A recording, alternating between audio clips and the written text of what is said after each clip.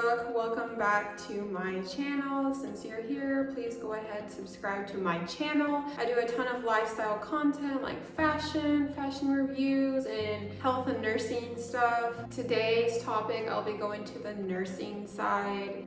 Those of you who've been following me know that I recently switched. I left the ICU and I went to the PACU. So today I'm going to be talking about what is the PACU, how do you become a PACU nurse, and what do you do? So the PACU, people also call it the recovery room. It's the post-anesthesia care unit. How do you become one? Well, usually to be a PACU nurse, you have to have some type of critical care experience, like at least 1 or 2 years, usually in the ICU or the ED. But recently, as you know, times have changed, there's shortages and whatnot. So I've seen some hospitals, my hospital in particular, they do take new grads. I'm indifferent about it. I think it'd be easier on you if you did have critical care experience before going to the PACU, but here we are. So what do you do as a PACU nurse? Like I said, it's the post-anesthesia care unit, or the recovery unit. So you take care and recover patients that just had surgery. So inpatient and outpatient. So you had a patient come in, they're having a total hip replacement. So after they have their surgery, they come straight from the OR to the PACU, and you're responsible for just monitoring them. You hook them up to the machine, you get their vitals. Anesthesia does a handoff with you, as well as the OR nurse, and you kind of just monitor them and wake them up from the drugs. Some people take a long time to wake up, and you just want to make sure that they responded okay to that medication.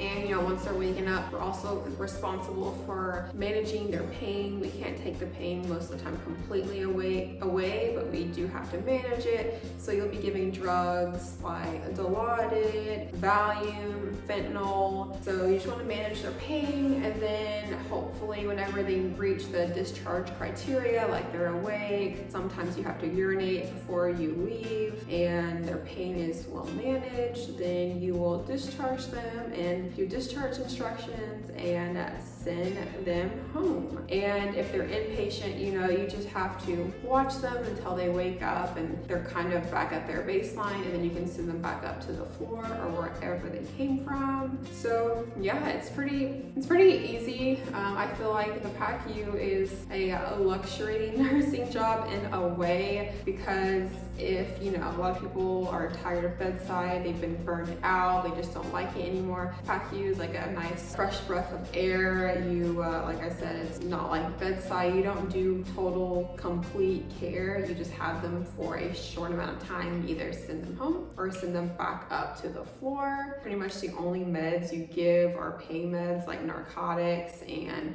Zofran, anti-nausea medicine and stuff like that, fluids, and you take out IVs for those that are going home. So it's really not bad. It's very nice. It's a good change. So and it all depends on like what you're doing in life or what you want to do. So if you're looking for a change, you plan on just being a nurse forever, or like you are going to school, back to school for NP school, I think the PACU would be a nice transition for you, because it's more laid back, stress-free, you have more downtime, talk to your patients, and you also, depending on where you're at, some PACUs you have to take call. I take call. I only work part-time, so I don't take as much call. Some PACUs are 24/7. Those that are not, we might have a night call. Also, I guess I didn't really make it clear that, it can be any type of surgery.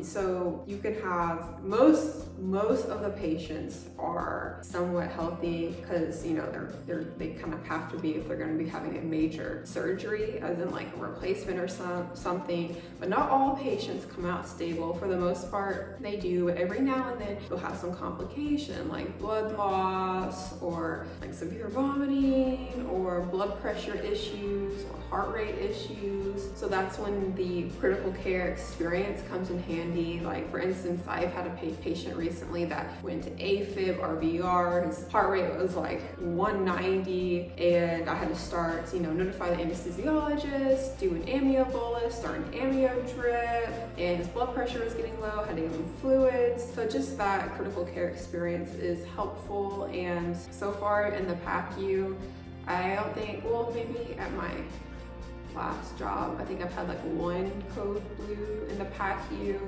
but you have to have your BLS, obviously, and your ACLS and stuff like that. But overall, it's a pretty chill job.